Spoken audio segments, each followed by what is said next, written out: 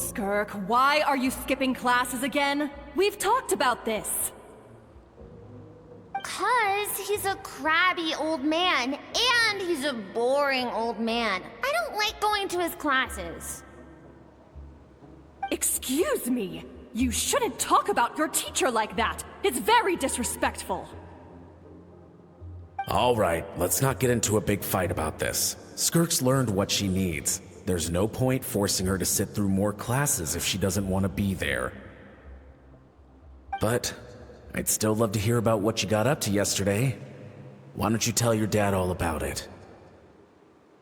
I went diving, and I saw this huge fish. I never knew they could get that big. It looked kind of dumb, though, with that stupid big fat head. I tried to shake its fin, but it just spat water at me. Oh, and today, I'm gonna go to that prairie up north. There's supposed to be this giant bird there that can spit fire. I bet if I climbed on its back, it could fly me all the way to the stars. Then I suppose your old dad should get one as a pet too. Otherwise, how are you gonna hear me call you for dinner up there in the stars? When it's time to eat, I'll come back on my own, Zilly. Anyway, gotta go. Bye, Mom. Bye, Dad. Wait! Put on a coat at least. You'll catch a cold. I'm talking to you, young lady. You spoil that child, you know. Ever since that merchant ship arrived, she practically lives outside. Always going on about exploring the beyond one day, whatever that means. Let the kid do what makes her happy. Besides, we both know you're all bark and no bite. Come on, our little adventurer is gonna be hungry when she gets back. Let's get started on dinner.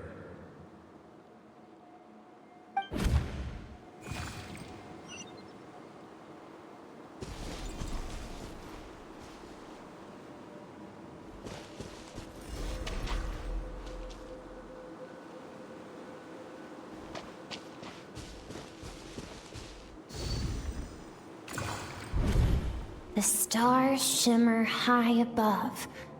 But what lies beyond the stars? Mountains as far as the eye can see?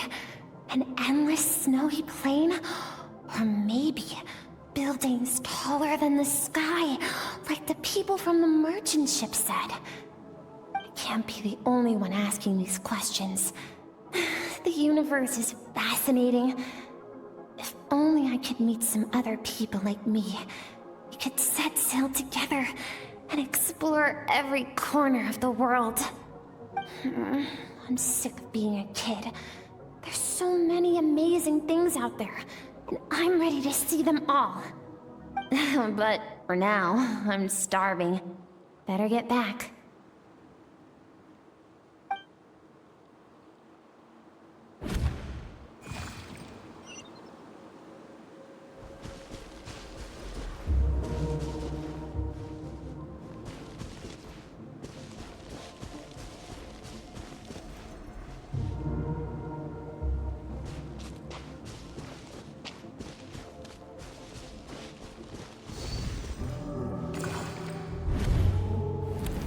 Don't let a single one of them get away!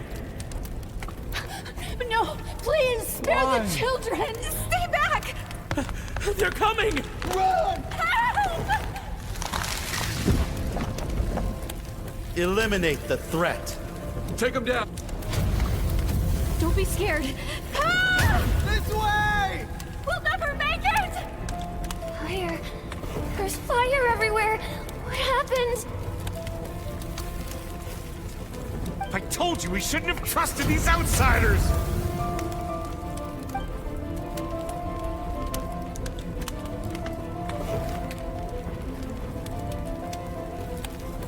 Why are you doing this? What did we do to deserve this? We welcomed you with our finest food and drink, showed you the best our home has to offer, gifted you cloth dyed by our own hands. And this is how you treat us? Run! Save yourselves! Captain, Zone 3 is clear and we have Zone 2 surrounded. Begin extermination. Remember the orders from upper command. No one is to be left alive. Rest assured, sir. We have enough munitions to annihilate these savages and burn their entire civilization to the ground. Good. The only ones who put up a real fight are that man and his wife, correct? What's their status? We shot the man in the ankles and the wife broke her wrist attempting to fight back. They won't be doing much more fighting. They're holed up in their home for now, but they won't last long. To prevent them from making some kind of last stand, we're planning to clear out the other zones first so we can send a bigger squadron to surround them. Well, well. Turns out some of these beasts do know how to use their claws. Now the threat these savages pose will be undeniable. Let them cling to what's left of their lives for a little longer. Once the other zones are cleared, I'll cut off their heads myself.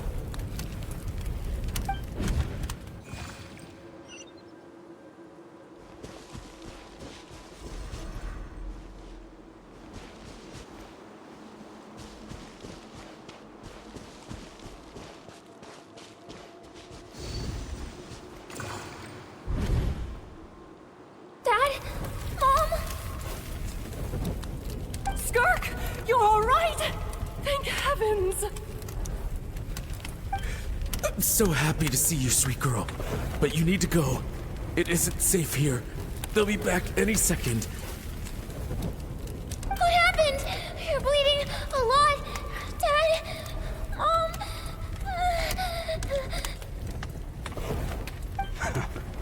This is the place. Alert all units. Prepare to surround. Run, Skirk! Run as far away as you can! Don't trust anyone! Your dad and I, we're not afraid to stare death in the face, but we need you to survive. My clever girl, so curious. You're already so brave. I know you're going to grow up to be such a positive light in this world. Whenever you miss us, just play this song. Remember, life is a gift. Don't let darkness claim it. Break down the door! Look what we have here. A savage that can pluck a tune. Well, the show's over.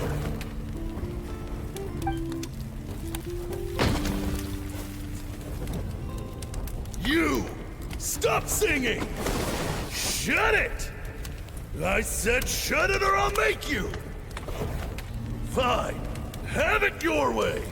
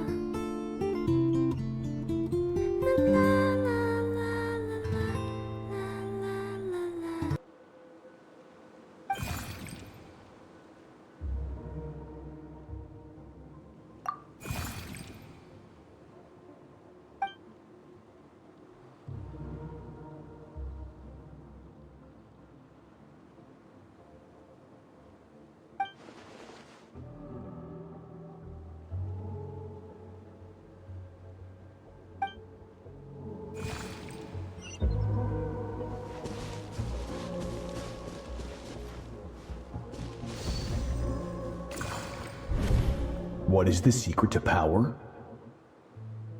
Longing, hatred, self-preservation. No, it is fear. The fear of losing those you love. The fear of watching your home burn. Fear of loneliness. Fear of death. Fear is the source of evolution. It forces humanity to adapt to their environment and overcome hardship. It is in the process of prevailing over our fears that we surpassed first ourselves and then the rest of the world. That fear is now part of you. It calls on you to evolve. And it is time to answer.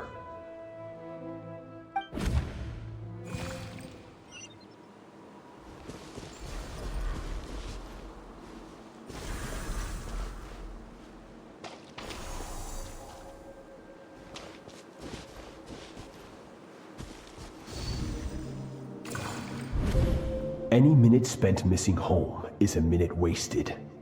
Practice your sword work instead. Do not make me tell you twice.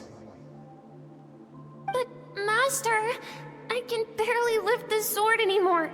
If I keep going, I feel like my wrist is going to break. So it has not broken yet. Then pick up your sword and keep practicing until it breaks. I want to hear the cracking and splintering of bone. After all, bones can always be reset.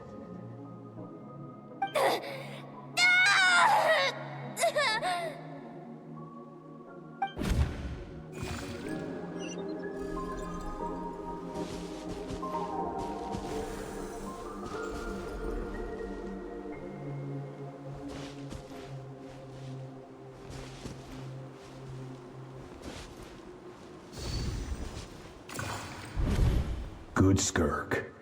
Once again, you survived. How do you feel? Cold and pain.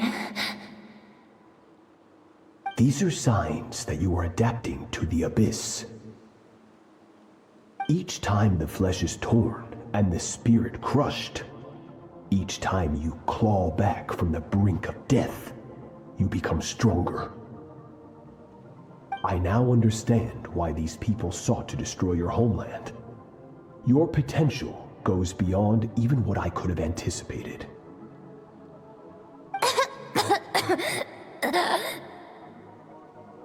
But you still have much to learn in your pursuit of strength. Your mind is rife with distractions. From now on, I shall show no mercy in your training. You must learn to shut out all the pointless emotion, crush the self that makes you weak, and become master over your physical form. Get up, Skirk. Wipe the blood off your face.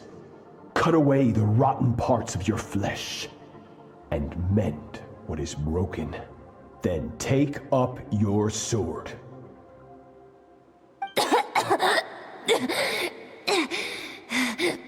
Yes, Master.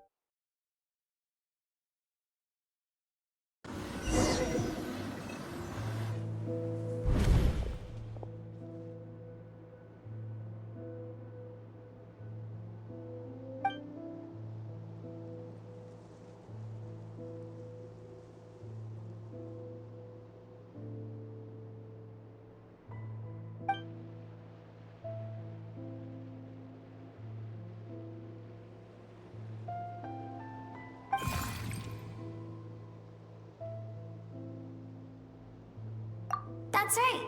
This is Skirk's inner world. Think of it as the threshold between the soul and dreams.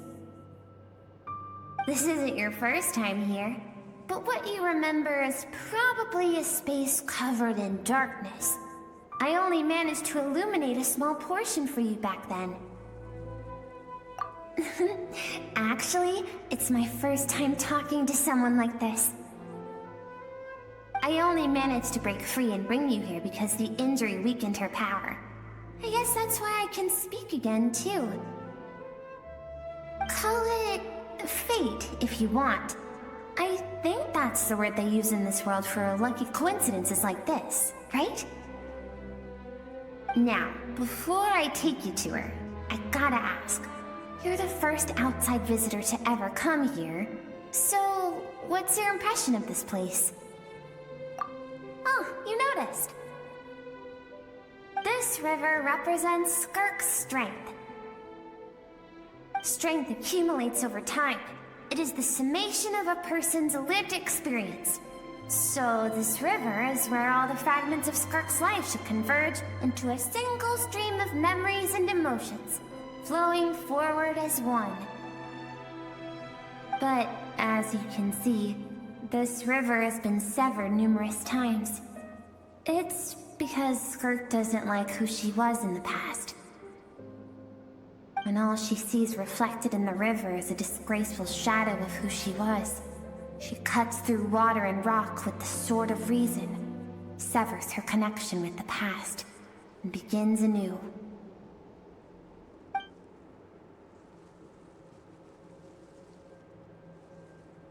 You must learn to shut out all the pointless emotion.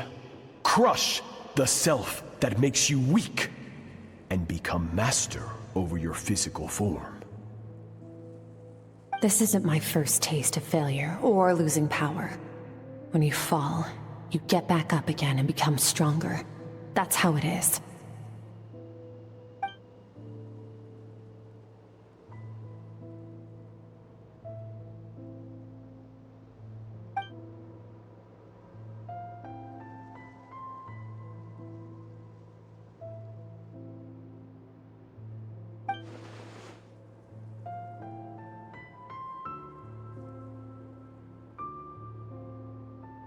The answer to one mystery invites another question, I see. Let's follow the river upstream. There among the cliffs, among the memories etched into her heart, lies the truth of it all. Soon, you'll understand everything.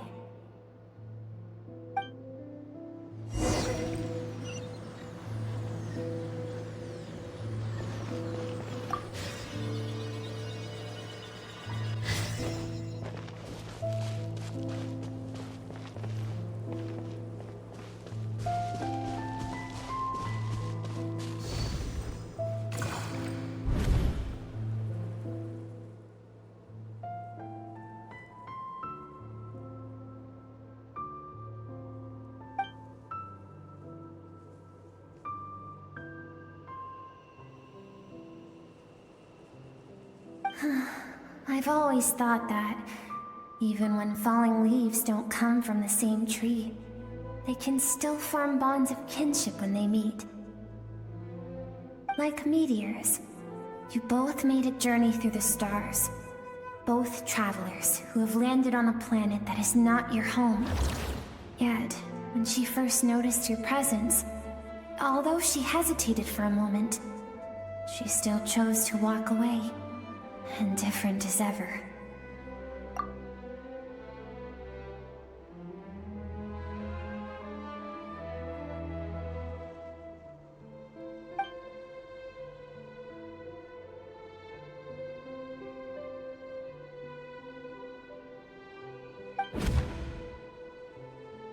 Seems like you've answered your own question.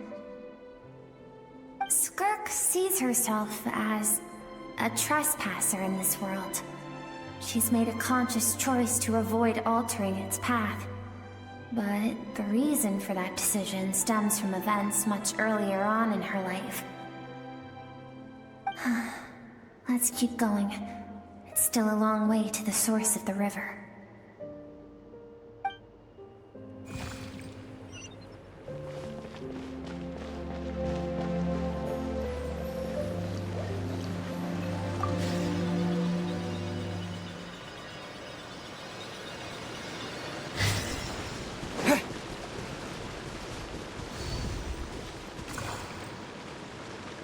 You now have what it takes to wield immense power. From this day forth, I shall teach you no more.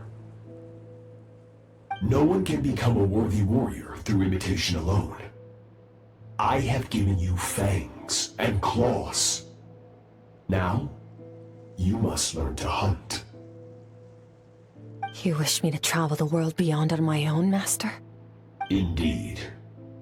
Make new friends. Embark on your own journey. And piece together a new future from the shattered remnants of your past. We will still have contact through the Abyss. But know this. One day, I will take the life you worked so hard to rebuild and reduce it to ashes. Just like the fire that haunts your mind. Why do you do that? I have told you before, fear is the catalyst for human evolution. You have tasted loss. You have known fear, so deep it can be felt in the bones. But as living beings, we all have an instinct to detach from that which harms us. And thus, pain dampens over time. And the acrid taste of fear becomes but a distant memory. Yet now, I have bestowed upon you the gift of fear eternal. It will drown you in the nightmare of your childhood, or it shall drive you to defeat me, whatever the cost.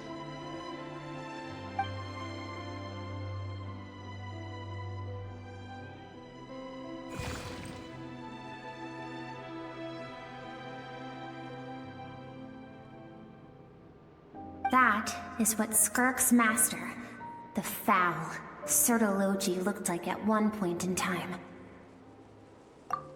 Of course, as a higher being, physical form is a triviality to him.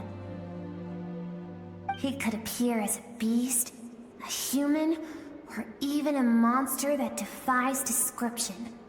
The form you see him in here, clad in abyssal armor, is the one he usually wears when traveling through the stars.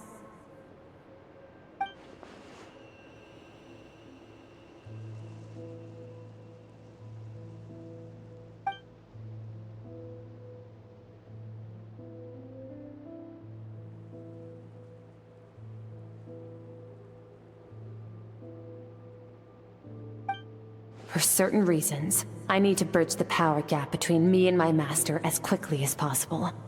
But first, I need to understand the source of his strength. To do that, I need to follow in his footsteps, walk the path he once walked, and somewhere along the way, I'll find out how to defeat him. That is my sole focus and purpose.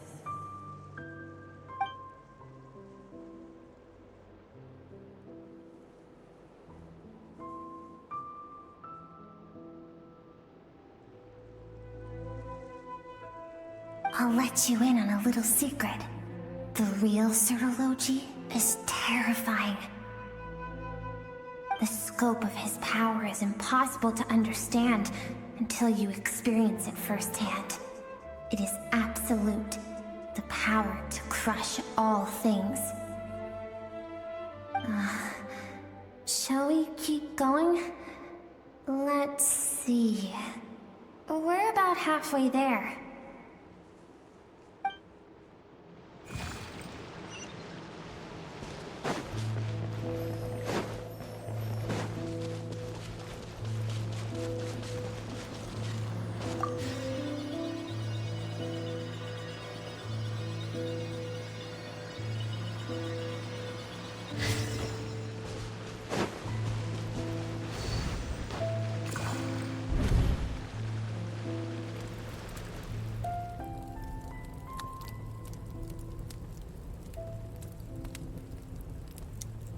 We've made it quite a ways already.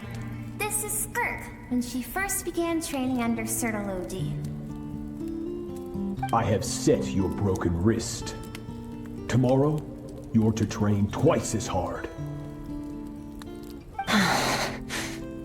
No tears this time. Good. Attempting to garner sympathy through tears is a habit of the weak. A pitiful, useless ploy.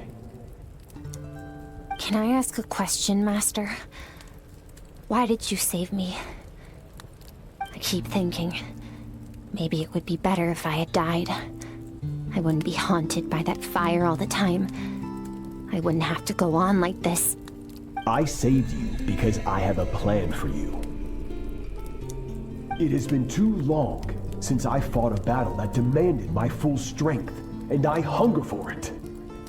Every so-called genius and prodigy I have faced has crumbled like sand underfoot.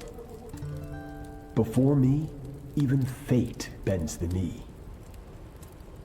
So, I will teach you everything I know, train you by whatever means necessary, in the hope that one day, you might surprise me. But I don't want to draw my sword against you, Master. What you want matters little.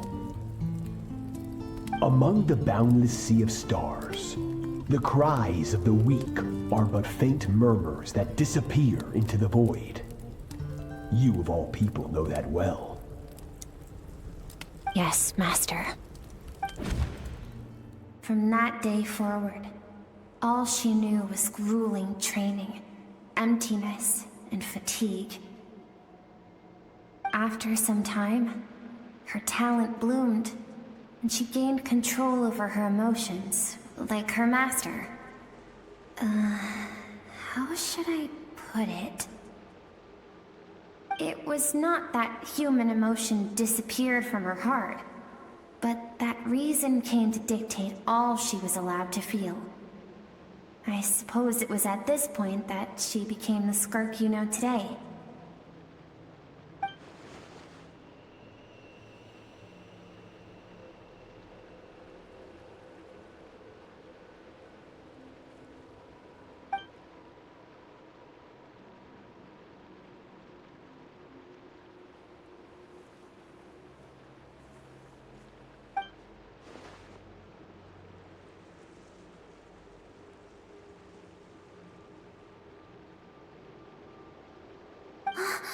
We're nearly there. I almost don't want to reach the end. Well, shall we? This is the final stretch.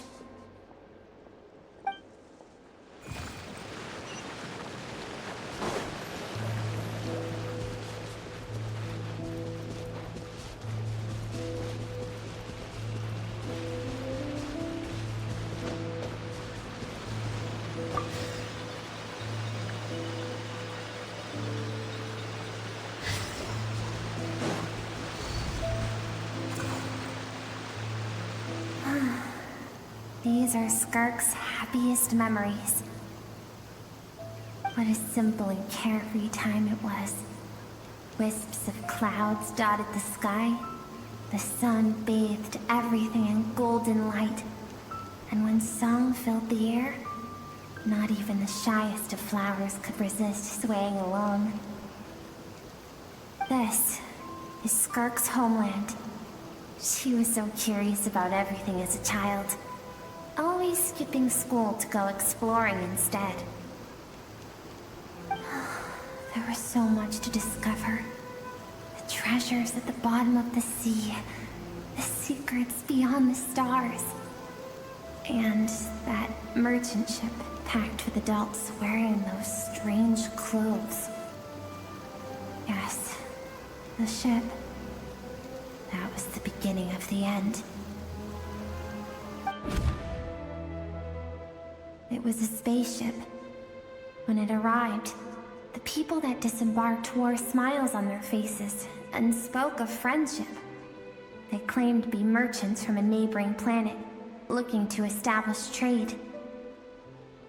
Skirk's parents, her relatives, her neighbors, everyone welcomed the newcomers with open arms and allowed them to explore the planet.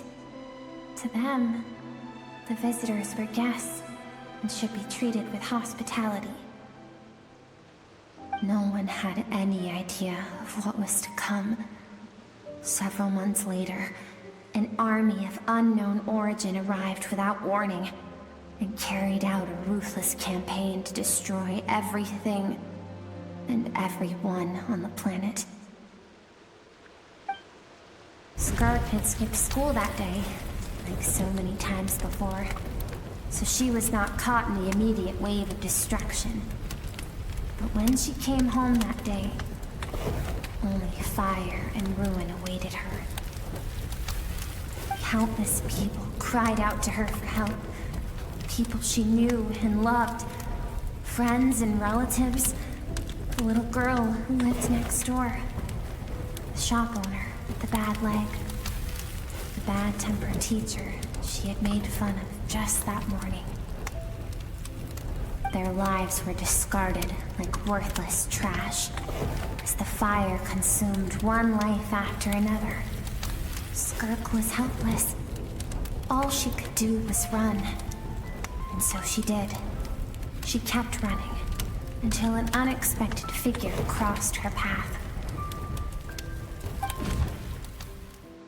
If Sertology hadn't been there in that moment, the fire would have claimed her life too. And there she would have remained, left to rot in the scorched earth, with no answer as to why any of this was happening.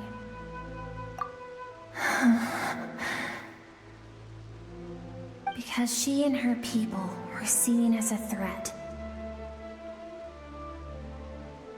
As the initial merchant ship explored the planet, they discovered that it hadn't always had the condition to support life. Yet there was evidence of human activity, even during the periods of extreme heat or cold in the past. Further research revealed that, over time, the people of this planet had evolved the ability to adapt to any type of environment or energy source. For that reason, the outsiders viewed them as a potential threat, and decided to eliminate them before the threat could rear its head. And so, the army was called, and the so-called danger was wiped from the face of the planet. Senseless, isn't it? Deemed a threat because of a gift they didn't even know they had. Perhaps it was their own innocence and kindness that doomed them. But in the end, that was lost to the blaze as well. If those with power get to decide good and evil, then all you can trust in is the sword in your hand. And so, before death could claim her, she ran. She ran and never stopped. No one wants to relive their most painful moments. Well, that brings us to the end of the story. This is as far as we can go. Skirk is waiting over there. For both of us.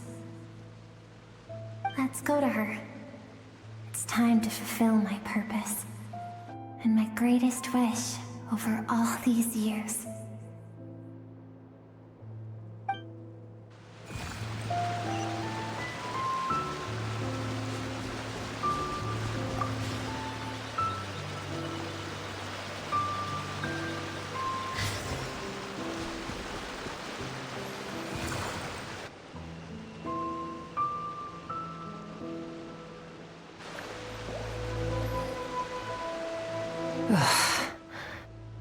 So all this, just so you could bring him here.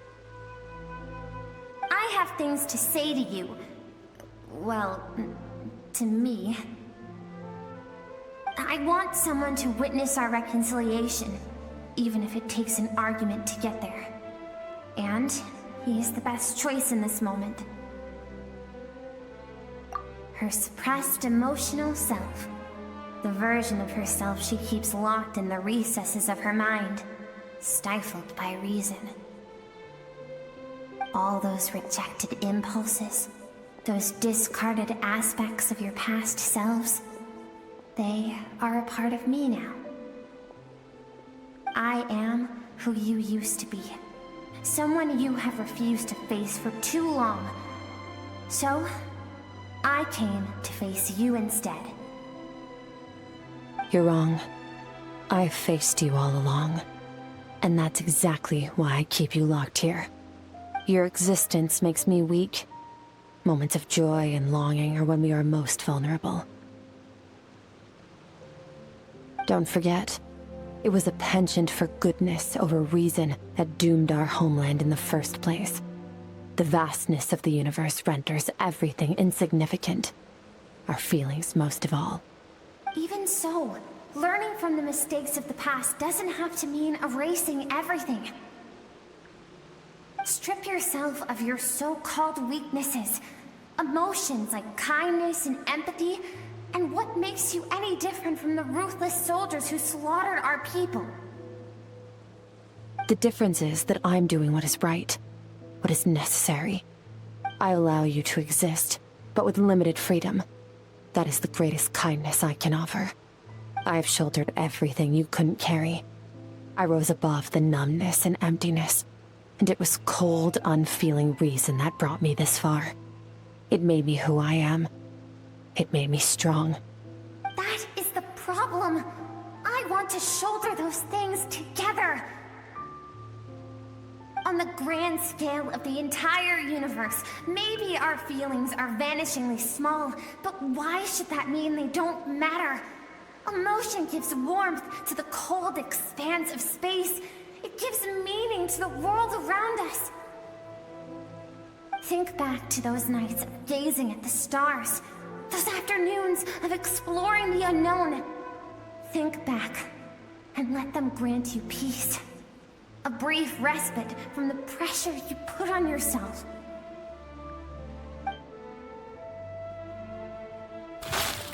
That isn't what we need. It's exactly what we need. Aren't you curious about why recovering your strength has taken longer than normal this time? Finally, you get to the important part. That is the only answer I came here to find. Then look around. Look at your inner world. You cast aside your dreams and curiosity, and in doing so, you lost your original motivation.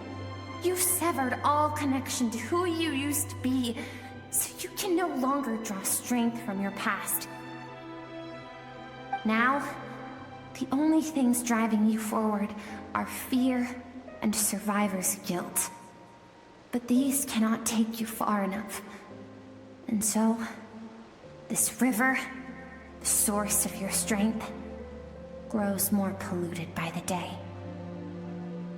And you think that means I should seek help from a weak little thing like you?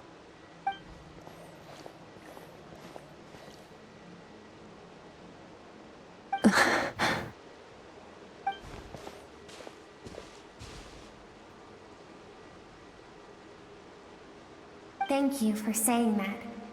I knew bringing you here would be the right choice. To be honest, I'm not here to argue with you. This isn't about who's right or wrong. And in fact, I agree that in order to make it through the wake of that tragedy, we had to distance ourselves from the pain through reason over emotion. But what is right at one point in time isn't always right forever. I know you will never forget that fire. I know the fact that you were the sole survivor fills you with guilt. And I know that among the voices that haunt you, mine is there too. Because deep down, you know that you didn't turn out to be the person you wanted to be. All those unfulfilled hopes are like knives to the heart. And I don't want you to hurt anymore. So even if you can't accept me, I hope, at least, that you can let go. I keep thinking, maybe it would be better if I had died. I wouldn't be haunted by that fire all the time. I wouldn't have to go on like this.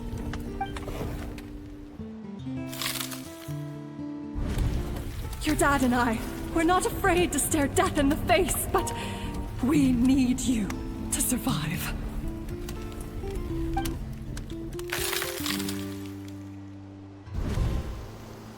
I'm sick of being a kid. There's so many amazing things out there. I'm ready to see them all.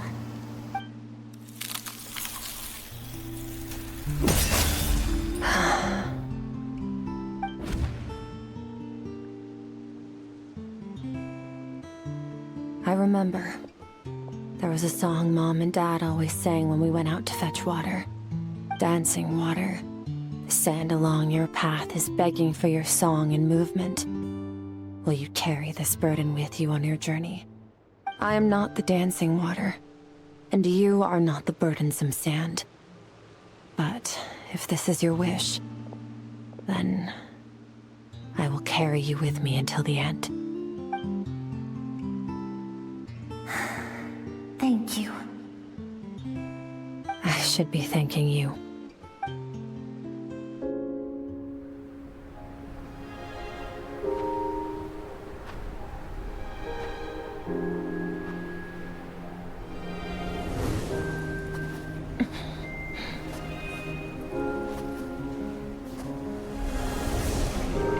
Run, Skirk, run! Remember, leave no one alive! Heed my words, Skirk. Let fear take root in your soul. Did you survive? Why was it only you? Skirk, did you become a positive light in this world?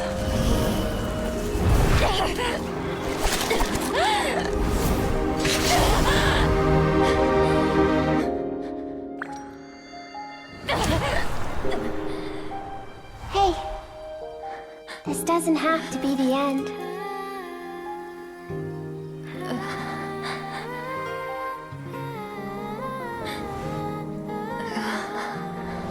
Life is a gift. Don't let darkness claim it.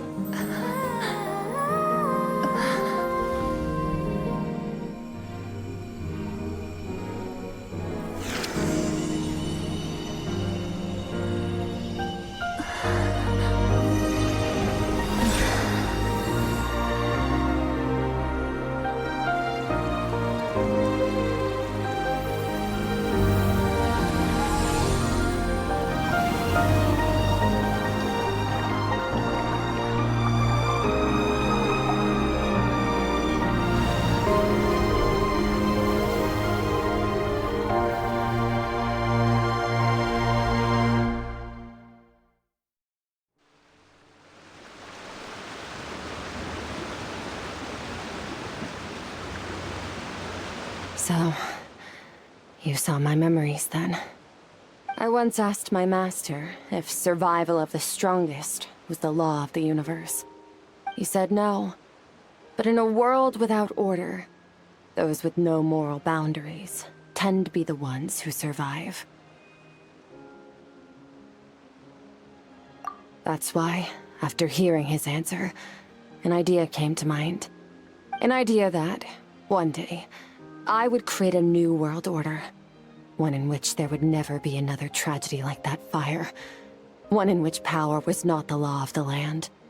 But that means I must defeat him. Because my master, Surtologi, is, at the core, a defier of all rules and order. Yes, and not just because of the gap in our abilities, but also because I have no reason to see him as an enemy. Although his decision to train me was not made out of kindness, he did everything a master should. He saved my life, taught me the sword and the principles of strength. And for that, I respect him. I know, and it's not something I want. But Master never goes back on his word. I have to treat everything he says as a promise. He's no longer into that. But he sends me messages through the abyss every now and then. Most of them are simple greetings, or an answer to one of my questions. Every time I hear from him, my heart skips a beat. And I wonder if this is the moment where he'll finally appear before me and tear down everything I've built to pieces. Maybe that means I do live in eternal fear, just like he said. Yes, I respect him, but I'm also afraid of him. And for that reason, the pursuit of strength consumes every moment of my life. I don't know what Master has planned, but I have to be ready. Help me? Why? This isn't your fight.